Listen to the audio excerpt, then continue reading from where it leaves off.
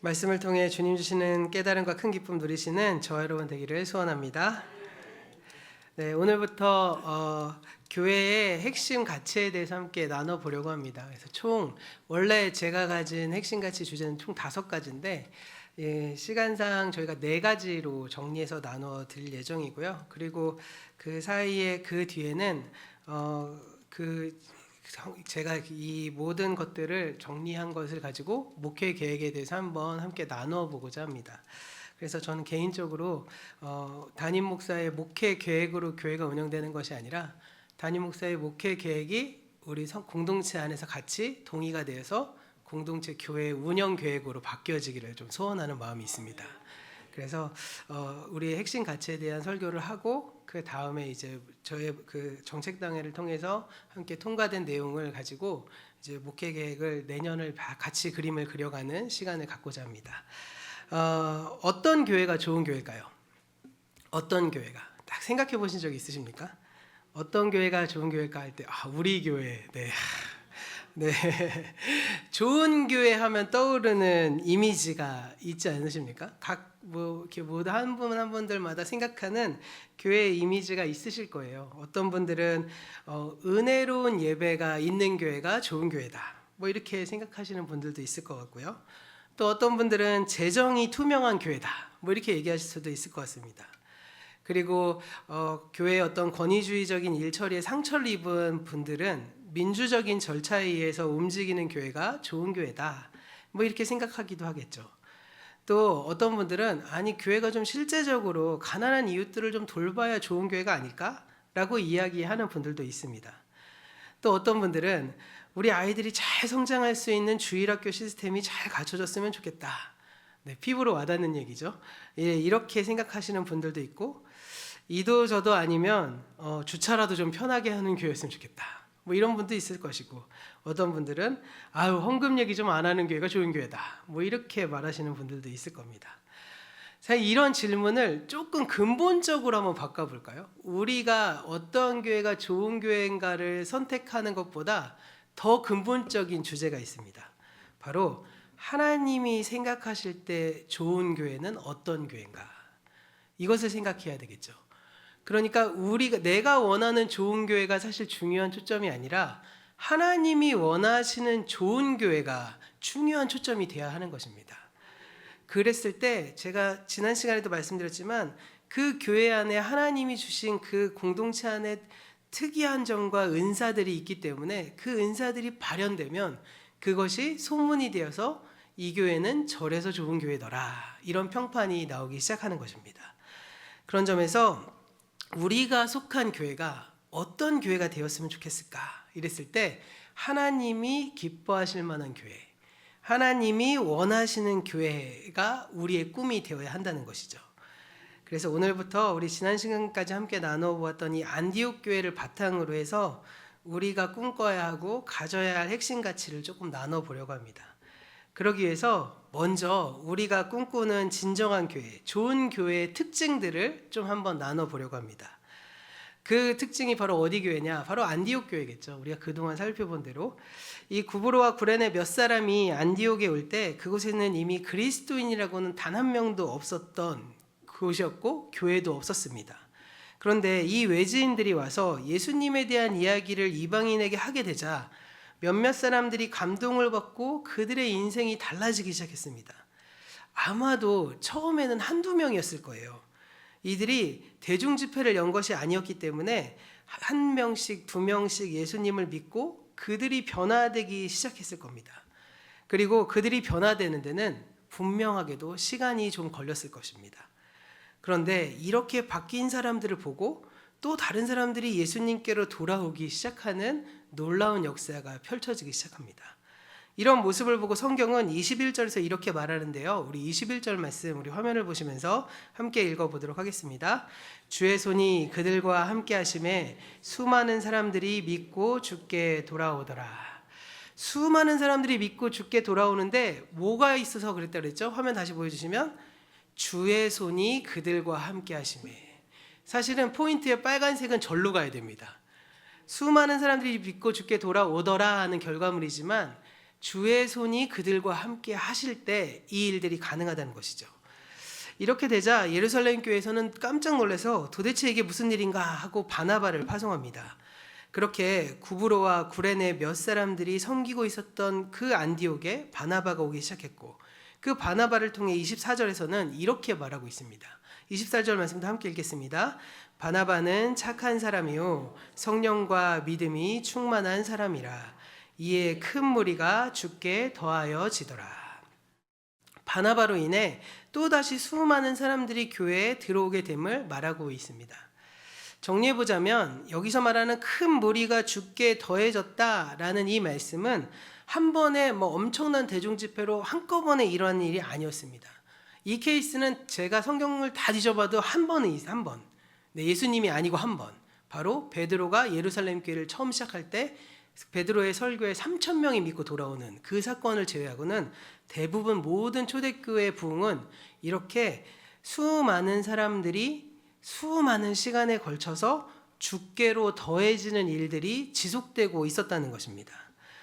이 수많은 사람들이 예수님을 믿는 것을 보고 다른 사람들이 예수님을 믿는, 끊임없이 순차적으로 예수님을 알아가는 과정들이 교회에는 지속되었다는 것이죠. 결국 어떠한 특정인 사건으로 인해 사람들이 많아진 것이 아니라 사람들이 지속적으로 주님께 돌아오는 일들이 나타나고 있는 것입니다.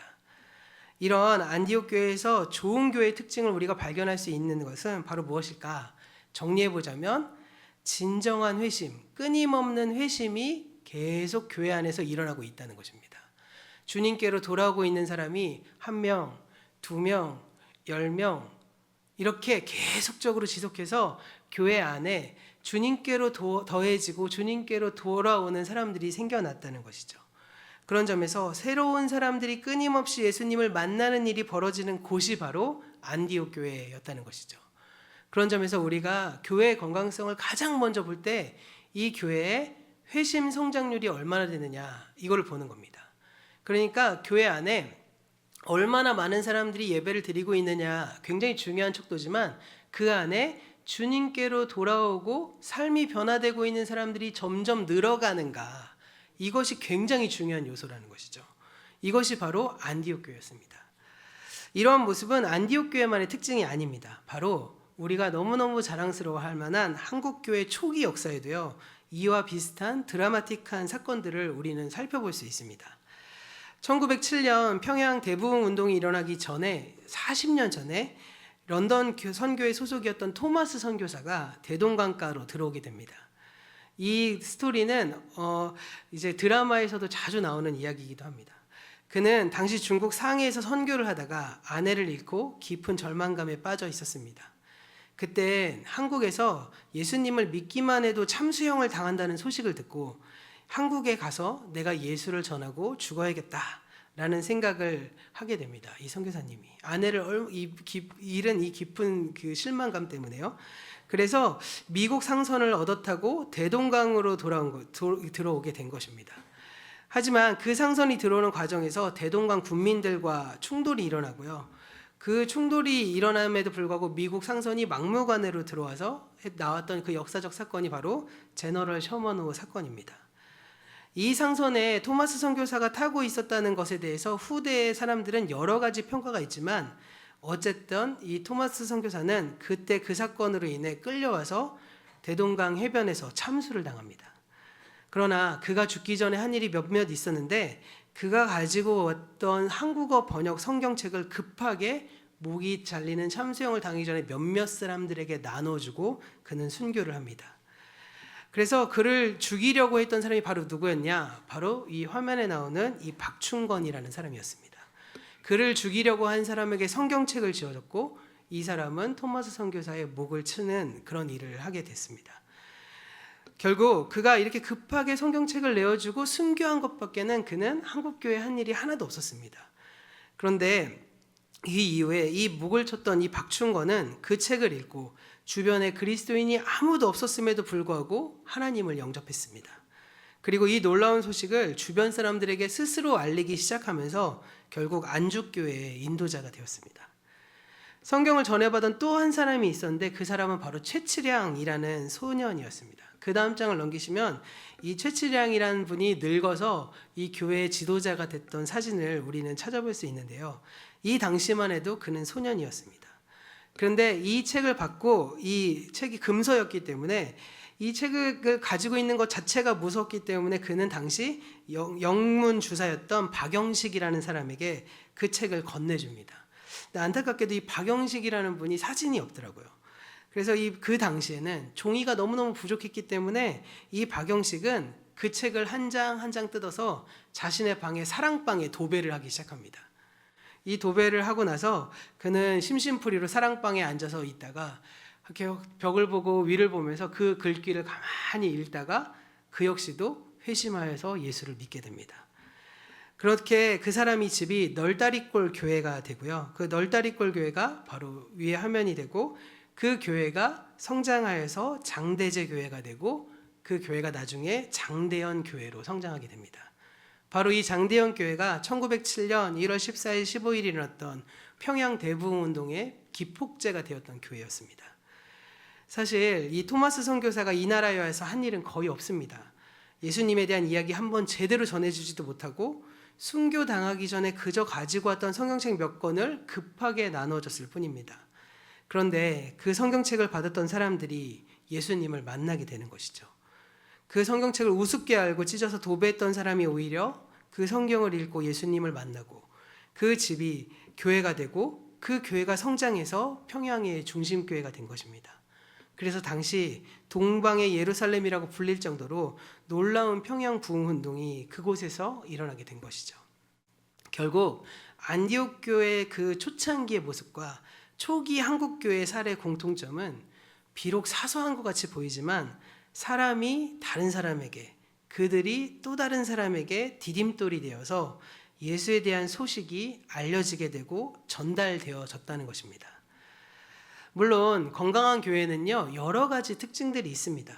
그러나 가장 중요한 것은 무엇이냐? 바로 한 사람 한 사람의 진실된 변화, 진실된 회심에 있다는 것입니다. 그러므로 진정한 회심은 누군가에게 내가 디딤돌이 되어줄 때만 일어납니다.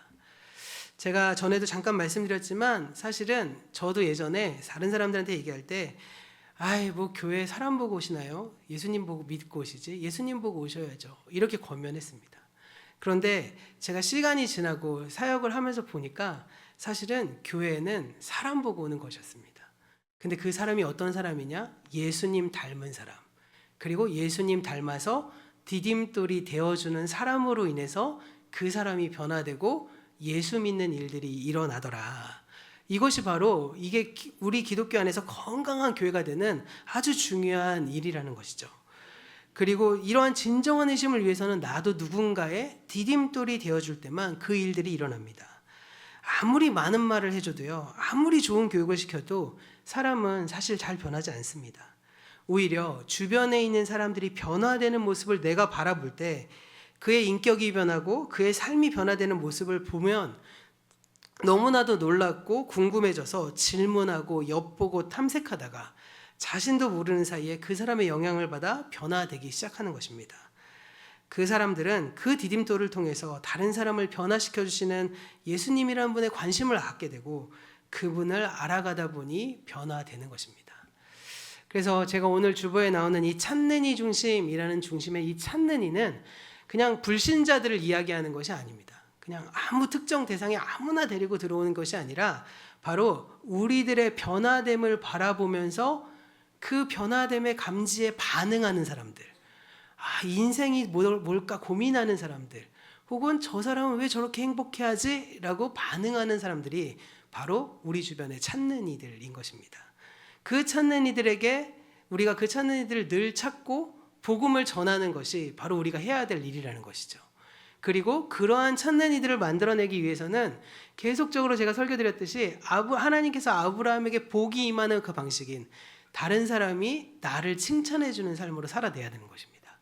하나님께서 아브라함을 칭찬하는 사람에게 복을 내리고 아브라함을 저주하는 사람에게는 저주를 하시겠다는 그 약속이 오늘날 우리에게도 그대로 이어지는 거예요. 그래서 우리가 아브라함처럼 다른 사람들의 칭찬을 받기 시작하면 그 칭찬을 받는 것으로 인해 그 사람이 복을 받게 되고 그 복을 받음으로 인해서 진정한 복이 무엇이겠습니까? 예수를 알아가는 복이잖아요. 저 사람은 왜 저렇게 살지? 왜 저런 삶을 살아가는 거지? 왜 저렇게 기뻐하지? 왜 저런 불의한 일 속에서도 감당하지? 이러한 것들의 반응을 보이는 그 사람들이 바로 찾는 이들이라는 것입니다. 그런 점에서 우리는 찾는 이들을 찾아서 그들의 디딤돌이 되어줘야 건강한 교회가 될 수 있고 그 속에서 진정한 변화와 회심이 일어날 수 있게 된다는 것이죠. 만약 이러한 일들이 교회에서 지속적으로 일어난다면 마치 도미노 현상처럼 한 사람이 다른 사람에게 또 다른 사람이 그 다른 사람에게 영향을 끼치는 일들이 반복해서 일어날 것이고요. 그러면 그런 교회는 정말 좋은 교회입니다. 그리고 그 교회는 진정으로 건강한 교회이고 살아있는 교회라고 할 수 있습니다. 예배가 좀 올드해도 상관없고요. 기도회가 올드해도 상관없고 분위기가 상관없습니다. 한 사람이 변화가 일어나서 다른 사람을 변화시키는 일들이 일어난다면 그 나중은 시스템은 그 환경은 나중에 바꿔도 상관없습니다. 그런데 꼭 해야 될 일은 무엇이냐? 내가 변화되어 누군가의 디딤돌이 되어야 하는 것. 그리고 내 주변의 사람들이 점점 예수 믿는 삶에 대해서 관심을 갖게 하는 것. 이것이 바로 건강한 화면의 비결이라는 것입니다. 그런 점에서 이것을 이뤄내기 위해서 그러면 이걸 어떻게 해야 될까 했을 때 우리는 이 비결을 모델 교회인 안디옥 교회에서 비결을 찾아볼 수 있는데 그것은 총 4가지 정도로 제가 찾아보았습니다. 바로 화면을 보여주시면 바로 깸의 말삼이 있는 교회입니다. 깸이 있는 교회, 애가 있는 교회, 말이 있는 교회, 삶이 있는 교회 이 4가지가 되어야 한다는 것이죠. 먼저 안디옥 교회는 깸이 있는 교회였습니다. 그러니까 깬 교회였다. 무엇을 깼을까요? 19절부터 20절의 말씀 우리 화면을 보시면서 함께 읽어보도록 하겠습니다.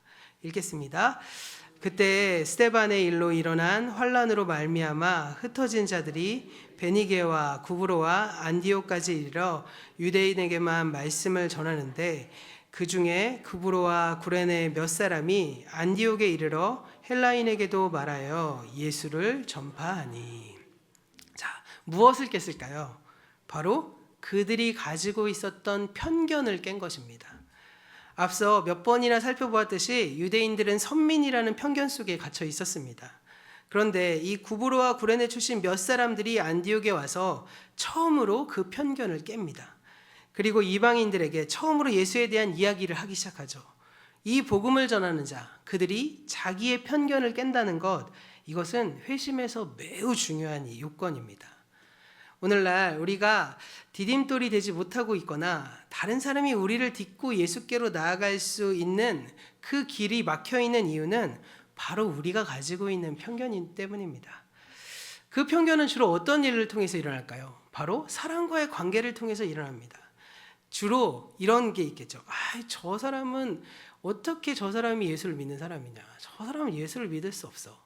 이렇게 생각하는 사람 한 방법도 있을 것이고 또 다른 장면은 저 사람이 무슨 예수가 필요 있어. 예수 없이도 뭐 만족하고 잘 살아가는 것 같은데. 이러한 사람에 대한 편견을 우리가 깨야 한다는 것입니다. 먼저 하나님이 없이도 잘 살 수 있을 것 같은 사람에 대해서 한번 이야기할까요? 저 사람이 왜 하나님이 필요해? 라는 생각이 우리의 눈에는 그렇게 보일 수 있을지 모르겠지만 사실요 모든 사람에게는 내적 공허함이 있습니다. 이 공허함이란 굉장히 큰 힘입니다. 사람들은 이 공허함을 채우기 위해서 막 애쓰고 무엇인가를 막 합니다. 여건이 되는 사람들은 이 공허함을 채우기 위해 끊임없이 장난감을 구매합니다. 취미를 장난감으로 만들 수 있고 여행도 살 수 있고 좋은 집도 살 수 있습니다. 차도 살 수 있습니다. 요즘은 자신의 경제력에 맞춰서 이런저런 장난감을 구입하면서 마치 내 내적인 공허함을 채우는 삶을 살아가는 것이죠. 그런데 엄청난 부를 가지고 있어서 장난감을 끊임없이 살 수 있는 사람들이라 할지라도 사실 인간인 모두에게 당면되어 있는 이 죽음이라는 절체절명인 한계 앞에서는 그들은 그 앞에 허무함에 빠질 수밖에 없습니다. 그들이 아무리 많은 장난감을 가지고 있다 하더라도 그것은 소용이 없다는 것이죠. 반대로요, 절대로 예수를 믿으면 안 될 것 같은 사람들을 바라보면서 저 사람이 예수를 믿는다고? 저렇게 악하고 강박한 사람이 믿는다고? 나는 저렇게 괴롭히고 다른 사람에게 이렇게 못되게 구는 저 사람은 이미 예수를 믿는다는 건 용납할 수 없어 라고 생각하는 것이죠. 그런 사람들은 어떻게 우리가 생각할 수 있을까요? 이 역시도 우리에게 심각한 편견이 된다는 것입니다. 차분하게 어쩌다 저 사람이 저렇게 강팍해지고 저 사람이 어떻게 악하게 될 수밖에 없는지 그 사람의 입장에서 한번 생각해 보시기 바랍니다. 사람을 제대로 사랑하지 못하는 사람은 정말 안타깝게도 누군가에게 제대로 사랑받아 보지 못했기 때문에 그런 일이 일어납니다. 가시돋친 반응을 하는 사람들은 대부분 그 사람의 마음속에 여유라고는 조금도 없기 때문에 그 사람의 어떠한 그 여정 속에서 가시돋친 말을 할 수밖에 없습니다. 사람을 자기 목적을 위한 수단으로 여기는 사람들은 대부분 그렇게 자신이 이용당해 왔기 때문에 그러한 삶을 살아가는 것입니다. 이러한 사람들이야말로 정말로 하나님이 필요한 사람들 아니겠습니까? 그런 점에서 우리가 다른 사람에 대한 편견을 바라볼 때 나의 기준과 나의 판단으로 이 사람이 복음을 받을 수 있는 사람이냐 없는 사람이냐라고 생각해서는 안 된다는 것입니다. 우리 모두는 다 복음이 필요한 사람들입니다. 사랑받고 있는 사람, 여유 있는 사람이든 상처받고 가시돋친 사람이든 그 모두가 다 예수로 인해 변해야 될 사람들이라는 것입니다. 그런데요, 이러한 편견, 남을 바라보는 편견보다 가장 큰 편견은 무엇일까요? 바로 자신에 대한 편견입니다. 나는 누군가의 디딤돌이 될 수 없어 라고 생각하는 것이죠. 나는 완전하지도 않고 완벽하지도 않고 신앙이 깊지도 않고 교회 생활 열심히 하지도 않고 난 인격이 변하지도 않았으니까 나는 그러한 일을 할 수 없어 라고 생각하는 그런 강한 확신을 가지고 있으면서 교회에서 이제 목회자들이 무엇인가 하면 저는 안 돼요. 저는 부족해요. 이렇게 이야기하는 것입니다. 그런데 사실요, 누군가의 디딤돌이 된다는 건 훌륭하고 반듯해야지만 할 수 있는 것은 아닙니다. 우리 모두가 다 누군가의 디딤돌이 될 수 있는 것이죠. 그렇기 때문에 내가 디딤돌이 된다고 했을 때 그 디딤돌에 대한 생각을 조금만 거두시면 됩니다. 사실요, 디딤돌이 꼭 대리석일 필요가 뭐가 있겠습니까? 플라스틱 박스가 돼도 디딤돌만 돼도 되는 거 아니겠습니까? 나 혼자 안 되면 백지장도 맞들만 놨다고 많은 사람들이 모여서 디딤돌 해주면 되잖아요. 우리 모두가 다 우리가 디딤돌이 될 수 없다는 그 강한 확신이 사실은 자기 겸손이라기보다는 내가 하나님 앞에서 열심을 내지 않기 위한 하나의 어떠한 그 방패막, 방어막으로 사용되고 있다는 것을 생각해 보실 필요가 있습니다. 사실 하나님의 일은 신학교를 나온 목사, 전도사, 선교사의 몫이라고 생각하는 것, 이건 역시도 편견입니다. 사실 교회 공동체는 목회자를 통해서 일하는 것이 아닙니다. 스포츠 경기의 예를 들어볼까요? 사실요, 교회는요, 스포츠 경기로 따지면 어떤 경기일까요? 교회가 스포츠 경기라고 하면 어떤 것일까요? 네, 대부분의 한국교회 분들은 복싱이라고 생각합니다. 이종격투기. 그 이종격투기 선수가 누굴까요? 목사죠, 목사. 네, 목사가 막 하면 이렇게 관중석에서 와 잘한다 잘한다 이렇게 보시는, 그렇게 생각합니다. 그런데요, 사실 교회는요 그런 스포츠가 아니라 축구입니다. 그리고 목사는 축구 선수가 아니라 죄송스럽지만 감독입니다. 그리고 선수는 여러분들이에요. 우리가 뛰어야 합니다. 우리가 함께 뛰어야지 누군가 뛰는 모습을 보면서 잘하네, 이거는 저렇게 그렇지 훈련받은 사람이 하셔야지, 이것이 아니라 우리 모두가 다 함께 해 나가야 되는 것. 목회자로부터 성도까지 모두가 다 한 마음과 한 뜻으로 한 목적으로 끝까지 밀고 나아가는 것이 바로 하나님에게 우리가 해야 될 공동체의 모습이라는 것입니다. 그런 점에서 나 자신에 대한 편견도 깨셔야만 합니다. 그리고 또 한 가지 편견이 있습니다. 이 복음을 전하는 것에 대해서 내가 복음을 전하면 꼭 복음이 잘 안 전해지더라, 이렇게 생각하기도 합니다. 내가 성경에 대한 지식도 짧고 나는 내가 복음을 전하면 잘 안 되던데, 나는 이렇게 복음을 전해봤는데 다른 사람이 안 되던데, 뭐 이렇게 생각하는 겁니다. 그런데요, 사실요, 어떤 인간이 완전한 복음을 전할 수 있겠습니까? 제가 목회자라서 한 10년, 20년 이상을 성경 공부를 하고 설교를 하고 살아왔겠지만 제가 하나님에 대해서 안다고 해도 얼마나 알겠습니까? 네, 제가 하나님에 대해서 다 알면요, 하나님이 아닌 거예요. 그렇죠? 우리가 믿고 있는 하나님이 전부라면 그분이 어떻게 하나님이겠습니까?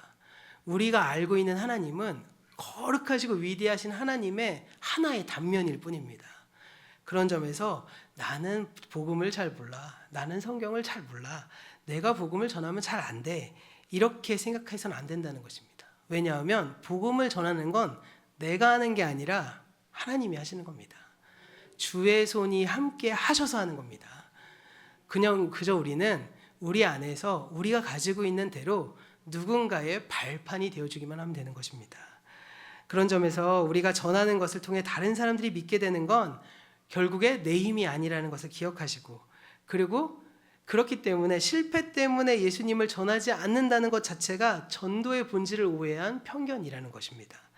다른 사람에 대한 편견, 나 자신에 대한 편견, 전도의 주체에 대한 편견, 전도의 열매에 대한 편견, 이 모든 것들이 깨지기 전에는 사실 우리는 건강한 디딤돌이 될 수는 없습니다. 바로 첫 번째 회심의 비결은 바로 무엇일까요? 이러한 편견을 깨는 것입니다. 그렇다면 우리가 좋은 교회가 되는 회심이 일어나는 두 번째 비결은 바로 무엇일까요? 우리 화면 띄워주시면 바로 A입니다. 우리 20절의 말씀 한 목소리로 함께 읽어보도록 하겠습니다. 그 중에 구브로와 구레네 몇 사람이 헬라인에게도 말하여 주 예수를 전파하니, 이 구브로와 구레네 몇 사람이 이들이 편견을 깼다고 해도 이 헬라 사람들에게 가서 예수에 대해서 이야기하는 것 좀처럼 쉬운 일은 아니었을 겁니다. 이 헬라 사람들에게 이방인이잖아요. 우리와 다른 사람들이잖아요. 그 사람에게 복음을 전했다는 것, 왜 이 사람들은 이렇게 그들에게 복음을 전했을까요? 바로 그들 안에 애탐이 있었기 때문입니다. 아, 저 사람도 예수 믿었으면 좋겠다. 아, 저 사람도 구원받았으면 좋겠다. 아, 저 사람도 하나님의 자녀일 텐데.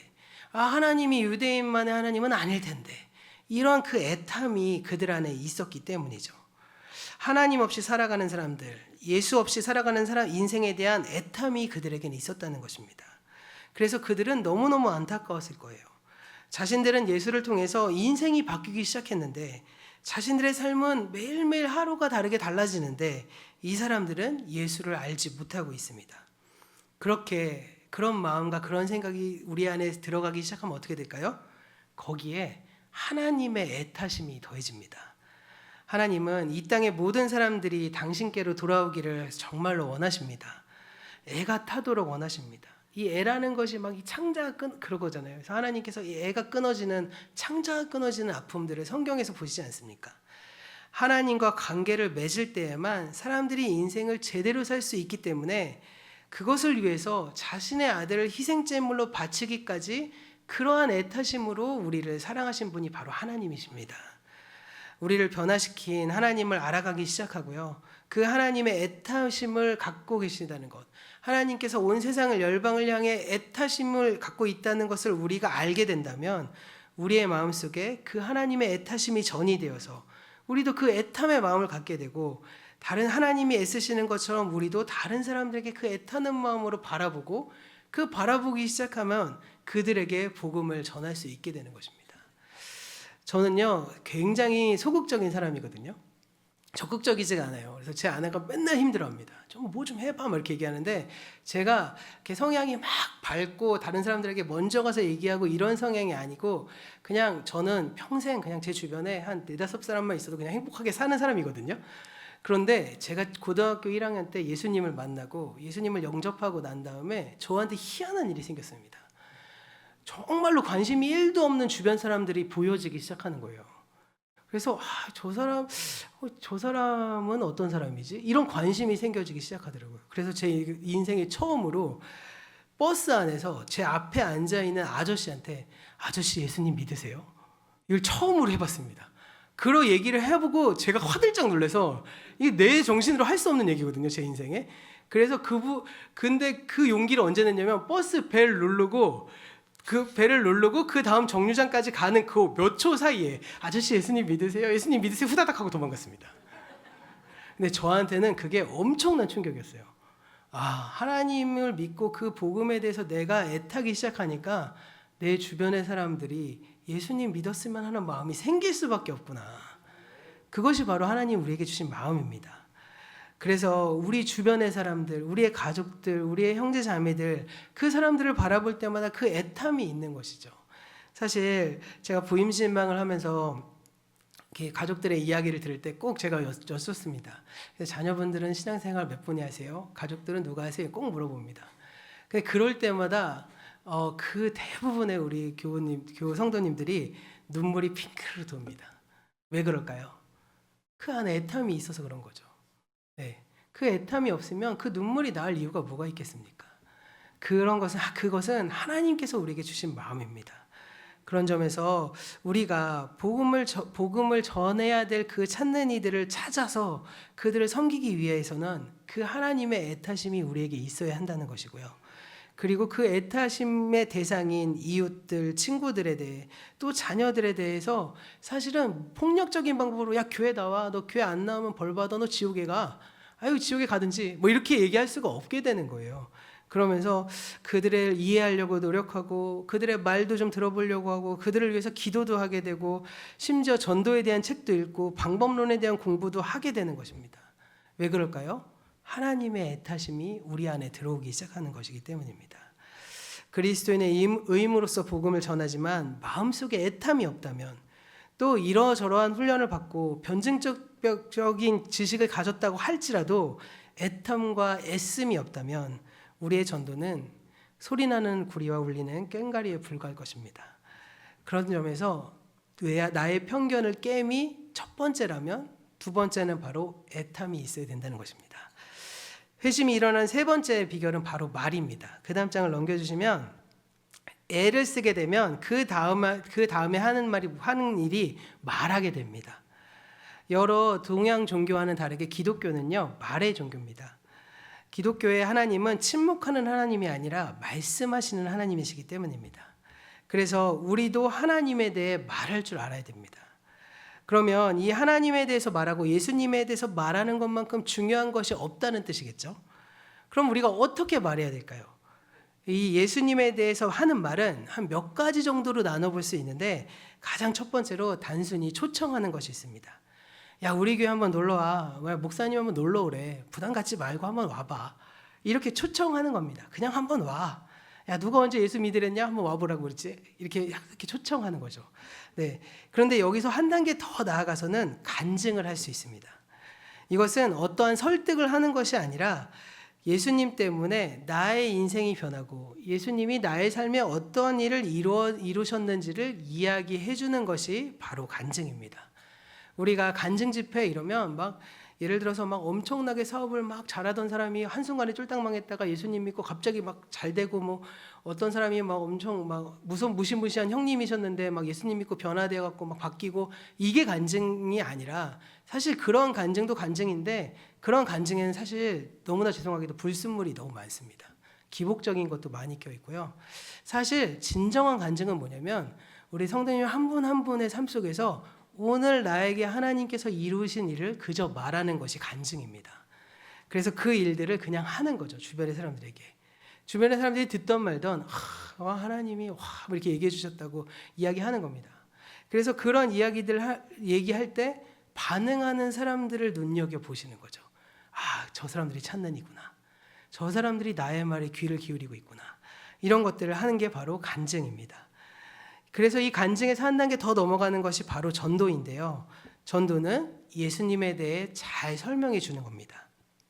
이를 위해서 예수님이 왜 필요하고 우리를 위해 예수님께서 무엇을 하셨고, 그리고 우리가 예수님을 만나기 위해서 어떻게 해야 하는지들을 받아 누릴 수 있는지 말로 설명할 수 있도록 준비해야 하는 것이죠. 그런 점에서 우리는요, 초청도 할 줄 알아야 되고 간증도 할 줄 알아야 되고 전도도 할 줄 아셔야 됩니다.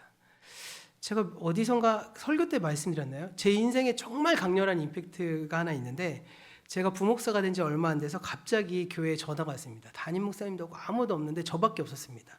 갑자기 그 전화 오신 집사님이 저희 시아버지가 이제 하나님 나라에 갈 것 같다고. 그런데 숨이 넘어가시기 직전인데 그분이 예수님을 믿는다고 해요. 목사님 빨리 와서 좀 어떻게 해달라고. 그래서 제가 갑자기 심장이 막 두근두근 뛰기 시작했습니다. 겨우 갔더니 의사 선생님이 5분 3분 남았다고 그러시더라고요. 근데 이 5분 3분 안에 이분한테 복음을 전해서 아멘 하기까지 얼마나 힘들었겠습니까? 그때 제가 생각했던 것 중에 하나, 너무나도 감사하게도 그분이 아멘 하고 돌아가셨습니다. 제 인생에 정말 그만큼 강렬한 기억이 없습니다.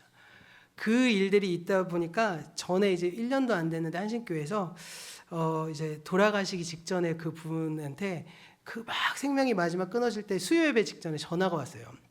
권사님이셨는데, 권사님, 목사님, 저희 어머니 이제 돌아가시려고 그래요. 기도해 주세요.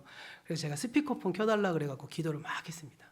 그래서 하나님 품으로 보내달라고 하고 예수님의 이름으로 기도합니다. 아멘 했는데 이렇게 삐 되시면서 어머니 돌아가셨어요.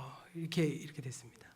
그분에게 그 가족들이 그 모든 일들을 통해서 하나님의 은혜가 들어가기 시작하는 것들이, 그 일들이 일어나는 것, 이것은 사실 우리가 초청도 할 줄 알고 간증도 할 줄 알고 전도도 할 줄 아는 그 신앙의 준비가 되어 있을 때 가능한 것입니다. 아, 이 사람에게는 지금 전도가 필요한 시기야. 아, 이 사람은 그냥 초청을 필요한 시기야. 이 사람에겐 내가 간증만 해도 되겠다. 이런 것들을 우리가 말로 하나님을 전달할 수 있게. 그래서 내 인생에 10분이 남아서 복음을 전할 수 있을 때 나는 어떻게 말해야 할까? 한번 오늘 집에 생각해 보세요. 내가 3분이 남았는데 이 사람에게 복음을 전해야 한다면 나는 3분 안에 복음을 전할 수 있을까? 나에게 5분이라는 시간이 있다면.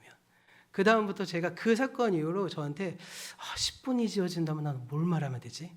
30분이 주어진다면 난 뭘 말할 수 해야 되지? 이런 생각을 하면서 한번 이렇게 정리를 해본 적도 있었습니다. 중요한 사실은 무엇이냐면, 상황에 따라 어떤 종류의 말이든 할 수 있지만 너무 손쉽게 교회 다니세요, 예수 믿어야 돼, 가볍게 던지듯 말해서는 안 된다는 겁니다. 왜냐하면 우리에게 예수는 고귀한 보화잖아요. 귀한 보석 아니겠습니까? 그렇기 때문에 이 보석을 쉽게 던지듯이 얘기하면 안 된다는 겁니다. 사실 기독교의 복음이 왜 이렇게 사람들한테 이렇게 땅에 떨어져 밟히게 됐는지 아십니까? 교회가 너무 복음 전도를 그냥 남발하듯이 해서 그래요. 내가 정말 중요한 가치라면 이 다른 대상에게 너가 그 귀한 그 가치를 받아들일 준비가 되어 있는지를 바라보는 건 너무 당연한 것 아니겠습니까? 그런데 우리는 어느새 예수의 복음을 구걸하듯이 전합니다. 우리가 믿는 예수님은 그런 존재 아니시잖아요. 그래서 어떠한 사람에게는요, 예수를 믿고 싶어 할 때도 오히려 튕기셔야 돼요. 야, 예수 믿으면 헌신해야 돼. 너 그럴 수 있어? 예수 믿는 거 쉬운 일 아니야. 인생이 바뀌어야 되는 거야. 나한테 그런 예수님은 그렇게 귀한데 너 그렇게 귀하게 생각할 정도가 아니라면 예수 믿을 필요 없어. 이렇게도 이야기할 수 있어야 됩니다. 근데 아무한테나 다 그러시면 안 돼요. 네, 준비된 사람한테 하셔야 되는 것입니다.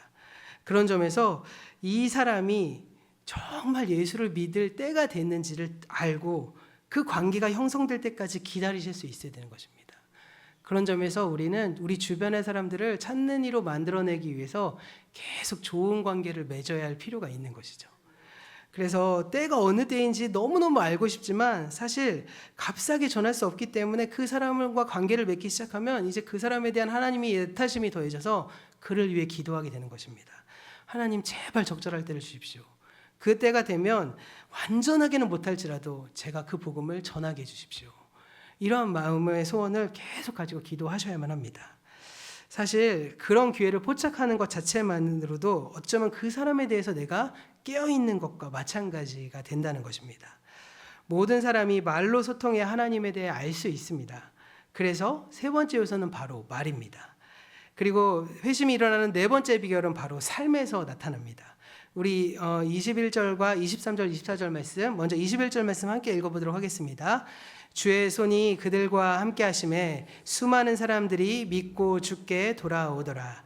23절과 24절도 있습니다. 그가 이르러 하나님의 은혜를 보고 기뻐하여 모든 사람에게 굳건한 마음으로 주와 함께 머물러 있으라 권하니, 바나바는 착한 사람이요 성령과 믿음이 충만한 사람이라. 이에 큰 무리가 주께 더하여 지더라. 아멘. 사실요, 삶이 따라와 주지 않으면 말은 공허해지잖아요. 말을 하지 못하는 이유는 삶이 따라가지 못한다고 생각하기 때문입니다. 실제로 안디옥에 이르러서 구브로와 이 구레네 몇 사람이 예수님에 대해 이야기했을 때 사람들이 예수님을 믿게 된 건 역시도 사실 이 사람들의 말재간이 뛰어나서라기보다는 외지인으로서 안디옥에서 열심히 살아가고 있는 모습, 그들의 말과 행동이 일치되는 모습, 그렇게 살아가는 모습들이 그들에게 도전이 되었을 것입니다.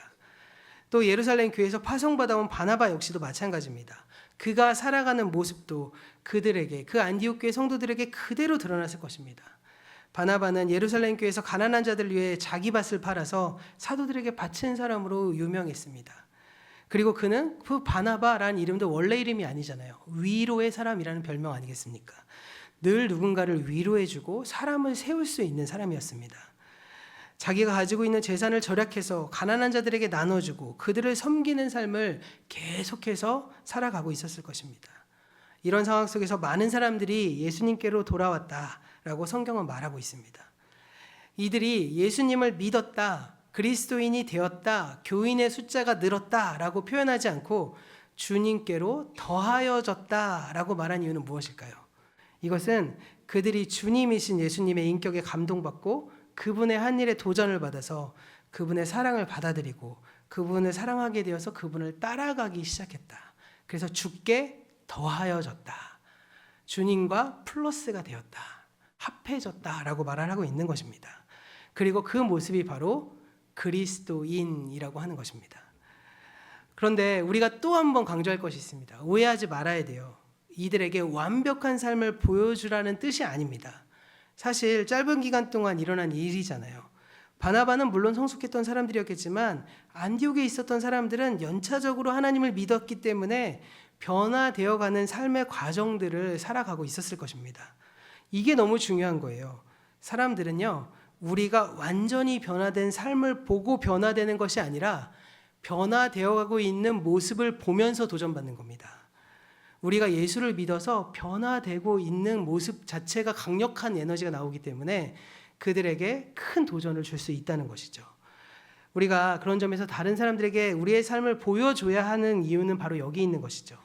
우리가 경지에 다다른 모습을 보여주려고 하는 것이 아니라 내가 오늘도 여전히 실패했지만 또 인정하고 다시금 새롭게 도전하고 그 도전의 일들 속에서 작은 열매가 맺혀지고 그 열매가 키워지는 일들을 보여주는 것입니다. 그런 점에서 결론적으로 우리가 다른 사람들에게 보여줘야 하는 것, 이것은 우리의 성장의 과정을 변화되는 것을 보여줘야 하는 것입니다. 우리가 결점 없는 삶을 보여주는 것이 아니라 그분을 사랑하고 여전히 내가 그분에게 사랑받고 있다는 것 때문에 변화되고 있는 것, 달라져 가고 있는 것, 여전히 완전에는 부족하고 멀지만 그럼에도 불구하고 조금씩 바뀌어지고 있는 것, 이것이 우리가 다른 사람들의 디딤돌이 될 수 있음을 꼭 기억하시길 바랍니다. 그런 점에서 우리가 꿈꾸는 교회는 바로 네 가지, 뭐라 그랬죠? 깸, 애, 말, 삶이 있는 교회가 되어야 됩니다. 그리고 깸, 애, 말, 삶이 중심이 되는 교인들로 구성되는 공동체, 이것이 너무 중요합니다. 사람들은 예수님께로 가게 해주는 디딤돌이 되는 교회가 바로 이 네 가지 특징이 있는 교회죠. 오래전 안디옥 교회가 그랬듯이 사람들이 다른 사람들의 디딤돌이 되는 일들이 계속해서 일어나는 공동체입니다. 이것이 우리 교회 그리고 우리가 추구해야 할 첫 번째 가치인 찾는 이 중심입니다. 우리 모두가 디딤돌이 되어서 다른 이들이 쉽게 나아갈 수 있도록 도울 수만 있다면 내가 플라스틱 박스가 되었던 대리석이 되었던 무슨 큰 상관이 있겠습니까? 나는 이러한 찾는 이 중심으로서 우리의 교회 모든 활동과 시스템에 초점을 맞출 수 있다면 그 공동체는 깸의 말씀을 실천하는 그러한 디딤돌 공동체가 되고 내가 디딤돌 인생이 될 줄 기억하시기를 바랍니다. 우리 인생에서 가만히 보시면요, 그 다른 이들을 다른 사람들을 위해서 할 수 있는 가장 귀중한 일은 바로 예수를 증언하는 일입니다. 그리고 우리가 해야 할 가장 귀중한 일 중에 하나는 하나님을 믿는 공동체를 만들어 보는 일입니다. 우리 찬양에서 마찬가지로 잠들어 있는 교회를 깨우기 위해서 우리가 해야 될 일들은 바로 여기 있는 것이죠. 우리가 다른 사람을 위해서 예수를 전하고 우리의 공동체가 예수를 소개해 주는 공동체가 되고 그들이 쉽게 예수님께로 돌아올 수 있게 만드는 그러한 놀라운 일들을 해나가는 것, 그것이 바로 하나님께서 우리에게 명령하신 첫 번째 사명이라는 것이죠. 어쩌면 이런 생각이 들지 모르겠습니다. 우리의 교회가 과연 그런 교회가 될 수 있을까? 우리 교회는 상처도 많고, 우리 교회는 역사적으로 무슨 여러 가지 사건도 있고 상황도 이런데 과연 될 수 있을까? 사실요, 가만히 생각해 보시면 원래 사람들은요, 누군가의 디딤돌이 되고 싶어 하지 않습니다. 그렇지 않을까요? 우리 아이들이 열심히 공부하는 것도 내가 누군가를 딛고 일어서려고 하는 거지 누군가의 발판이 되려고 공부하지 않습니다. 이것이 사람들의 본성이에요. 그렇기 때문에 사람들은 본성적으로 누군가에게 디딤돌이 되고 싶어 하지 않습니다. 하지만 그 디딤돌은 누구에게로부터 왔느냐? 바로 예수에게로부터 온 것입니다. 예수님이 그렇게 사셨기에 우리도 그러한 삶이 값지다는 사실을 발견하는 사람들인 것이죠. 우리 주님은 그러한 사람들로 인해서 많은 사람들을 주님께로 돌아오도록 만드는 공동체를 너무나도 기다리십니다. 우리에게도 있어서 이러한 결심을 가지고 이러한 어떠한 삶을 추구하시면서 정말 하나님 없이 살아가는 사람들, 혼돈에 빠져 살아가는 사람들, 방향 감각 없이 살아가는 사람들을, 심지어는 수많은 장난감에 매여서 살아가는 사람들에게 디딤돌이 되는 인생이 되어주고 깨어서 애쓰고 말과 삶을 통해 증거할 때 우리를 통해 우리 주님은 주의 손이 함께 하실 것이고 그렇게 일할 것입니다. 마무리를 정리하려고 합니다. 정말 좋은 교회 어떤 교회일까요? 아무리 좋은 시설, 아무리 좋은 프로그램을 갖추고 있더라도 주님의 손이 들어갈 곳이 없는 교회는 좋은 교회가 아닙니다. 하나님의 손이 언제든지 들어갈 수 있는 교회. 그래서 그 하나님이 일하실 수 있도록 만들어주는 교회. 불완전하고 부족하지만 아직도 온전하게 성숙되려면 좀 멀었지만 그럼에도 불구하고 디딤돌의 인생을 살겠다고 다짐하고 그것을 건설해 보겠다. 내 인생에 정말 주님의 교회 한번 제대로 세워보겠다. 결심하는 그러한 사람들을 우리 주님께서는 기뻐하십니다. 그런 점에서 우리가 첫 번째 가치인 찾는 이 중심의 교회로 우리가 이제 체질을 개선하고 변화되어서 정말 한 영혼에 대한 그 예수님의 마음, 그 애타심을 배우고 그 예수님을 전하시면서 예수 그리스도의 향기를 드러내는 그러한 저희 교회가 되기를 주님의 이름으로 간절히 축원합니다. 우리 시간 함께 결단하며 기도할 때 우리 처음 배웠던 우린 어둠이었으나 라는 찬양 함께 나눠보려고 합니다.